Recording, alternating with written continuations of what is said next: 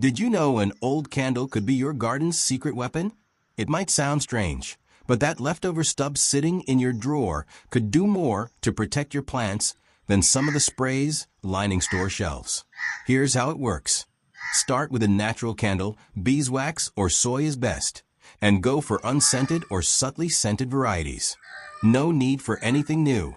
Even a used-up candle will do the trick. Break it into small pieces and bury them in shallow holes around your plants, especially near the base and root zones. Cover them up with soil and let nature take it from there. Now, for the cool part. As the wax slowly degrades with heat and moisture, it releases subtle compounds that help ward off pests like aphids, fungus gnats, and even underground bugs. If it's a lavender or citronella candle, the scent may also help deter rabbits and other curious visitors. Unlike chemical sprays that vanish with the rain, these wax chunks stick around, breaking down over time to give your garden longer-lasting protection. All naturally. Just avoid heavily scented or colored candles. Keep it simple.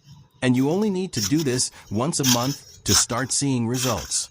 In just a few days, you might notice stronger stems, healthier leaves, and fewer bite marks, almost like your plants are breathing a sigh of relief. Who would have thought an old candle could double as a garden bodyguard? Give it a try, and if it works for you, hit like, share this with your gardening friends, and subscribe for more natural gardening hacks. Until next time, happy planting!